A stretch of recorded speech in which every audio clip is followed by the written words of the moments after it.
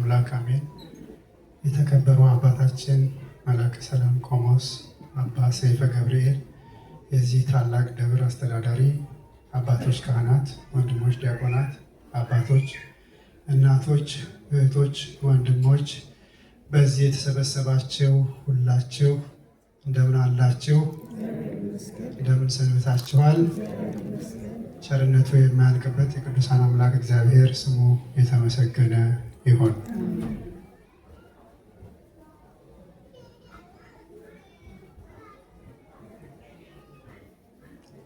ሰውስ ዘመኑ እንደ ሳር ነው። በዚህ ርዕስ እግዚአብሔር አምላካችን እንደፈቀደ አጠር አድርገን እንማማራለን።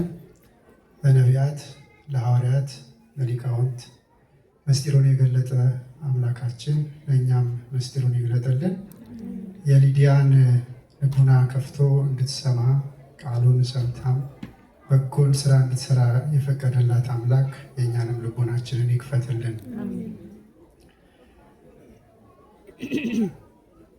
በመዝሙረ ዳዊት 102 ላይ ከቁጥር 14 ያለውን ስናነብ እንዲህ ይላል። አቤቱ እኛ አፈር እንደሆንን አስብ፣ ሰውስ ዘመኑ እንደ ሳር ነው፣ እንደ ዱር አበባ እንዲሁ ያብባል ይላል። ይህ ቃል ዛሬ ዲያቆኑ በቅዳሴ መሃል በያሬዳዊ ዜማ በልሳነ ግዕዝ የዘመረልን፣ የቀደሰልን፣ ያነበበልን፣ የሰበከልን የእግዚአብሔር ቃል ነው። አቤቱ እኛ አፈር እንደሆንን አስብ፣ ሰውስ ዘመኑ እንደ ሳር ነው፣ እንደ ዱር አበባ እንዲሁ ያብባል። ነፋስ በነፈሰበት ጊዜ ያልፋልና ስፍራውንም ደግሞ አያውቀውምና ይላል ነቢየ እግዚአብሔር ዳዊት። እንግዲህ በዚህ ወቅት በዘመነ ጽጌ የሚነበበው ንባብ፣ የሚዘመረው መዝሙር፣ የሚሰጠው ትምህርት፣ አጠቃላይ አገልግሎቱ ጽጌ አበባን፣ አትክልትን፣ ፍሬን እነዚህን የተመለከተ ነው። ሐዋርያው ቅዱስ ጳውሎስ ተፈጥሮ እንኳን አያስተምራችሁምን ብሎ እንደተናገረ ቤተ ክርስቲያን ተፈጥሮ አስተማሪ እንደሆነ ስለምታምን ስለምታውቅ ዘመኑን፣ ወቅቱን፣ ስነ ፍጥረትን ተከትላ ምሳሌ አድርጋ ታስተምራለች። በዚሁም በዛሬ በተሰበከው ምስባክ ላይ በመዝሙረ ዳዊት መዝሙር 102 ከቁጥር 14 እስከ 16 ያለውን ክፍል ስንመለከት ይህንኑ ነው የሚያሳየው። አቤቱ እኛ አፈር መሆናችንን አስብ፣ እኛ ፈራሽ በስባሽ መሆናችንን አስብ።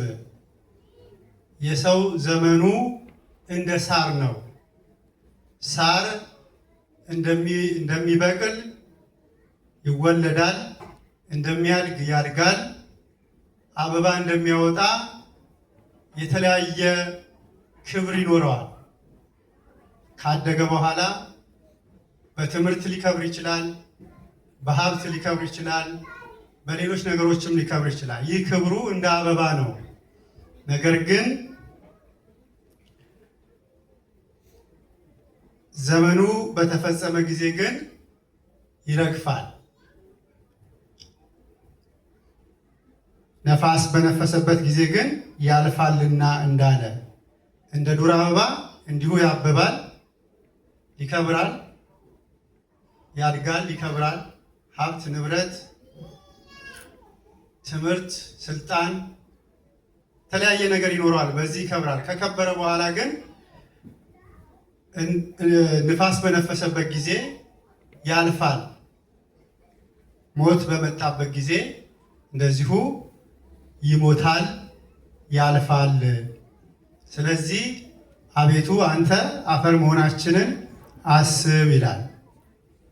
እንግዲህ ነቢየ እግዚአብሔር ዳዊት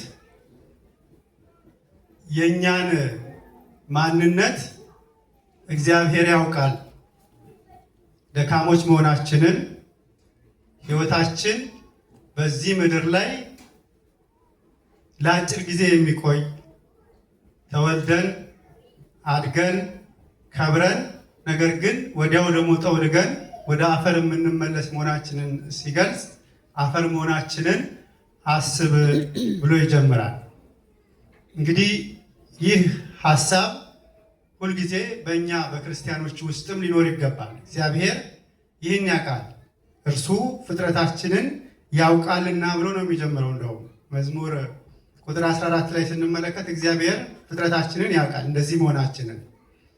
ስለዚህ እንዲህ መሆናችንን ስለምታውቅ በቸርነትህ አስበን፣ በምሕረትህ ጎብኘን፣ በይቅርታ ተመልከተን እያለ ነው የሚጸልየው። ዝቅ ብለን ስናነበው ደግሞ ስፍራውንም ደግሞ አያውቀውምና ይላል። ስፍራውንም ደግሞ አያውቀውምና ይላል። ነፋስ በነፈሰ ጊዜ ካለፈ በኋላ የረገፈውን አበባ ነፋስ ወስዶ የት እንደሚጥለው እንደማያውቅ ሁሉ እንደዚሁ ከሞትን በኋላ ወዴት እንደምንወድቅ አናውቀው። ገነት እንግባ፣ ሲኦል እንግባ፣ መንግስተ ሰማያትን እንውረስ፣ ወደ ገሃነም እሳት እንውደቅ አናውቀው። የሰው ልጅ እንዲህ ያለ ደካማ ፍጡር ነውና አንተ በቸርነትህ አስበን ይላል። ስለዚህ ይህ ጸሎት ሁልጊዜ የዘወትር ጸሎታችን ሊሆን ይገባል። እኛ ደካሞች ነን፣ አፈር ነን፣ ፈራሽ ነን፣ በስባሽ ነን። ሕይወታችን፣ ክብራችን ሁሉ በሀብት፣ በእውቀት፣ በስልጣን ብንከብር ልክ አበባን ንፋስ መጥቶ ጠራርጎ እንደሚወስደው ሞት በመጣ ጊዜ የምንረግፍ ነን። ከረገፍንም በኋላ ደግሞ ወዴት እንደምንሄድ እንኳን አናውቀውም። ወደ ገሃነም እንውረድ፣ ወደ መንግስተ ሰማያት እንሂድ አናውቀውምና አንተ ግን ፍጥረታችንን ደካማነታችንን ታውቃለህና አስበን ልንል ይገባል። በቅዳሴውም ጊዜ ሲጸለይ እንደምንሰማው የሰውን ድካሙን አንተ ታውቃለህና ብለው እንደሚጸልዩ እግዚአብሔር ድካማችንን ያውቃልና በድካማችንን አምነን፣ ይሄ ትሕትና ነው። ድካምን ማመን ትሕትና ነው። አሁን የቅዱሳንን ትሕትና የክርስቶስን ትሕትና ስናይ ክብሩን ለቆ ከሰማይ ወርዶ ሰው መሆኑ ነው። ሰው መሆን፣ በበረት መተኛት፣ መሰደድ፣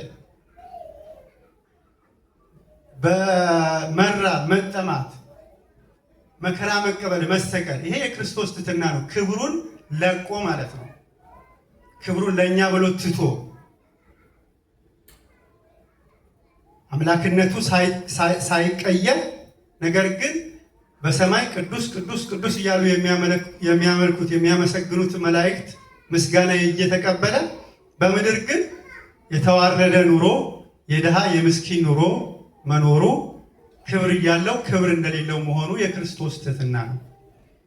የእመቤታችንም እንደዛው የአምላክ እናት ስትሆን ሁሉን የሚመግበውን ጡቶቿን ያጠባች ስትሆን ዓለምን በእፍኙ የያዘውን የታቀፈች ስትሆን ከእሱ ጋር በትሕትና እሱን ለመውለድ በረት መግባት፣ ከዛ ደግሞ እሱን ወልዳ መሰደድ፣ ከእርሱ ጋር ከሀገር ወደ ሀገር መንከራተት፣ እሱን ሲነቅፉት በትዕግስት መስማት፣ መጨረሻ ላይም ደግሞ ሲሰቅሉት በመስቀሉ ስር ሆና ማየት የእመቤታችን ትሕትናዋ። ይህ ትሕትና ክብር ያላቸው ቅዱሳንም እንደዚሁ ነው። ክብራቸውን ትተው ራሳቸውን ዝቅ ሲያደርጉ ነው። የእኛ ትሕትና ግን ምንድን ነው? አሁን እኛ ክብር የሌለን ሰዎች፣ ደካሞች የሆን ሰዎች ትሕትና ተብሎ የሚቆጠርልን ምንድን ነው የተባለ እንደሆነ ደካማነታችንን ማመን ነው። የኃጢአተኞች ሰዎች ትሕትና ኃጢአታቸውን ማመን፣ የደካሞች ሰዎች ትሕትና ድካማቸውን አምኖ መናዘዝ ነው። ነቢየ እግዚአብሔር ዳዊት ይህንን ነው የሚያስተምረን። ምንም አይደለንም፣ እኛ አፈር ነን፣ ትቢያ ነን፣ ፈራሽ ነን፣ በስባሽ ነን። ክብራችን ልክ እንደ አበባ ነው። ንፋስ በመጣ ጊዜ እንደሚረግፍ እንዲሁ ክብራችን ሞት በመጣ ጊዜ ድንገት ይረግፋል። ወዴት እንደምንሄድም ደግሞ አናውቀውም። ሲኦል እንግባ ገነት እንግባ አናውቀውም ብሎ ይሄ ነው ትሕትና ማለት። አንድ ሰው አፈር መሆኑን፣ ሟች መሆኑን፣ ፈራሽ መሆኑን፣ በስባሽ መሆኑን፣ ክብሩ ደግሞ ጊዜያዊ እንደሆነ፣ በጥቂት ነገር ሊጠፋ እንደሚችል፣ ከሞተ በኋላ ደግሞ የት እንደሚገባ እንደማያውቅ ይህንን ሲያምን የሰው ልጅ ደካማ ቢሆን እንኳን ትሑት ይባላል። ኃጢአቱን ሲያምን ሲናዘዝ ንስሐ ሲገባ ትሑት ይባላል። ከዛ ውጭ ግን 1000 ዓመት እንደሚኖር ሰው እንደማይሞት ሞት እንደማይነካው ሆኖ ለዘላለም በዚህ ምድር ላይ እንደሚኖር 1000 ዓመት እንደሚኖር እያሰበ ሲኖር ሞትን ረስቶ ሲኖር ክብሩን ደግሞ በክብሩ እየተመካ በገንዘቡ እየተመካ በስልጣኑ እየተመካ በእውቀቱ እየተመካ በኃይሉ እየተመካ ምንም አያገኘኝም ብሎ ሲኖር ይሄ ትዕቢት ነው። በሌላ በኩል ደግሞ ጸድቅ ያለ ብሎ ማሰብም ደግሞ ኃጢአት ትዕቢት ነው። ወዴት እንደምንሄድ አናቅም ማለት ነቢየ እግዚአብሔር ዳዊት። አንዳንድ ሰዎች አጋጥሟቸው ያውቃሉ ድኛለሁ የሚሉ፣ ይሄም ትዕቢት ነው። ምን እንደምንሆን አናቀው። በእግዚአብሔር እጅ ነው ፍርዱ ያለው። የት እንደምንገባ አናቀው። ይሄ ትሕትና ነው። ስለዚህ በዚህ አይነት ትሕትና እንድንኖር ነቢየ እግዚአብሔር ዳዊት ያስተምረናል። ዛሬ በተነበበው ወንጌል ላይም በሉቃስ ወንጌል ምዕራፍ 12 ከቁጥር 16 እስከ 32 ላይ ያለው ይህንኑ ነው የሚያስረዳል። አንድ ባለጠጋ ሰው እንደነበረ ይናገራል። ያ ባለጠጋ ሰው ጊዜ የሰጠው ቦታ የተመቸው ምርቱ የበዛለት ብዙ ምርት ያመረተ ሰው ነው። ብዙ ምርት ባመረተ ጊዜ ምን ብሎ አሰበ ይላል? ምን አደርገዋለሁ? ይህንን ሁሉ ምርት፣ ይህንን ሁሉ ሀብት ምን አደርገዋለሁ ብሎ አሰበ ይላል። ጎተራዬን አሰፋዋለሁ አለ። ትልልቅ ጎተራዎች እሰራለሁ። ከዛ እህሉን በጎተራው ሞላዋለሁ። ከዛ በኋላማ ነፍሴን ብይ ጠጪ እላታለሁ አለ። ነፍሴ ሆይ ብይ ጠጪ፣ ለብዙ ዘመን የሚበቃ ሀብት ንብረት አፍርተሻልና አትጨነቂ እላታለሁ አለ። ከዛ በኋላ ከእግዚአብሔር የተላኩ መላእክት መጥተው አንተ ሰው ዛሬ ነፍስህ በእግዚአብሔር ትፈለጋለች፣ ይህ የሰበሰብከው ለማን ይሆናል አሉት ይላል። ይህ ሰው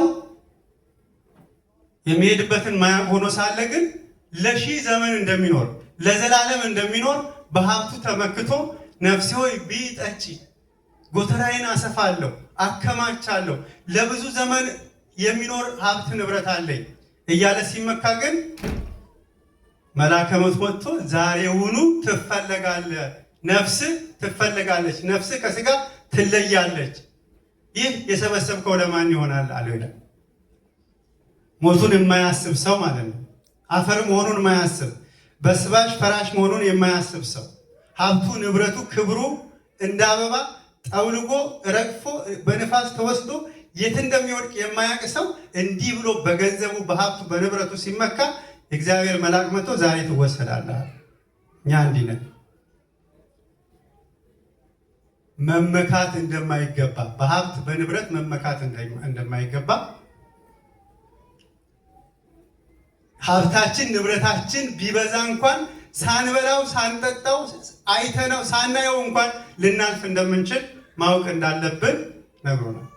ሀብት ንብረት፣ ክብር፣ ስልጣን እድሜን እንደማይገዛ ዘመንን እንደማይጨምር ይልቁንም ደግሞ በመንግስተ ሰማያት በባዶ መልካም ስራ ካልተሰራበት ክብር እንደማያሰጥ የሚያስተምረን ትምህርት ነው።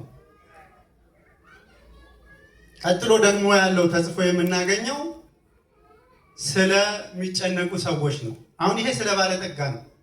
ባለጠጋው ምን ብሎ ይጨነቃል? ሀብቴን ንብረቴን ምን አደርገዋለሁ፣ ይሄን አሰፋለሁ፣ ይሄን አስፋፋለሁ፣ እንዲህ አደርገዋለሁ ብሎ ያስባል። ብዙ ዘመን እንደሚኖር ያስባል። ምስኪኑ ድሃው ደግሞ በዚህ በኩል ደግሞ ይጨነቃል። ምን ብሎ ይጨነቃል? ምን እበላለሁ፣ ምን እሞታለሁ፣ ምን እጠጣለሁ፣ ምን እለብሳለሁ፣ በብርድ ልሞት ነው፣ በረሃብ ልሞት ነው፣ በጥም ልሞት ነው ብሎ ደግሞ ይጨነቃል። ይህ ዓለም እኮ የሚደንቅ ነው አይደል? ባለጠጋው የሚጨነቅበት ድሃው የሚጨነቅበት ዓለም ነው። ኢትዮጵያ ውስጥ አንድ ቦታ አለ ይባላል። የዘገነም ያልዘገነም አዘነ የሚባል ቦታ አለ። የምታውቁ ሰዎች ትኖራላችሁ። ታሪኩን ብዙም አላስታውሰውም። አሁን ብዙ ጊዜ ሆኗል ከሰማሁት። እና ዋሻ አለ። እዛ ዋሻ ውስጥ ሰዎች በአጋጣሚ በሆነ ጊዜ ገብተው እዚህ ዋሻ ውስጥ ወርቅ ነው ያለው፣ ለዚህ አፍሳችሁ ውጡ ተባሉ። የገቡት ሰዎች በሙሉ አፍሳችሁ ውጡ፣ አፍሳችሁ የወጣችሁት ነገር ወርቅ ነው፣ ወርቅ ይሆናል ተባሉ። ከዛ ያንዳንዱ ዘገን ዘገን እያደረገ ወጣ። አንዳንዱ ደግሞ ውሸት ነው፣ ወርቅ እዚህ ዋሻ ውስጥ ቢኖር ሰዎች ዝም ብለው ይተውታል እንዴ ብለው ሳይዘግን ወጣ። ሲወጡ የዘገኑት ወርቅ ሆኖ አገኙ፣ ያልዘገኑት ደግሞ አልዘገኑ። የዘገኑትም ትንሽ በመዝገናቸው አዘኑ፣ ያልዘገኑት ደግሞ ምንም ባለመዝገናቸው አዘኑ። ይህ ዓለም እንደዚህ ነው። እዚህ ዓለም ላይ ድሃውም ይጨነቃል፣ ሀብታሙም ይጨነቃል። ድሃው ምን በላለሁ ምን ጠጣለሁ ብሎ ይጨነቃል። ሀብታሙ ደግሞ ሀብቴን እንዴት አድርጌ ላስፋው፣ ጎተራዬን እንዴት ላስፋ ብሎ ይጨነቃል። ይሄ እኮ ነው። ከጭንቀት አንወጣም። ዞሮ ዞሮ ብናገኝም ብናጣ። ይህ ለምን ሆነ ያን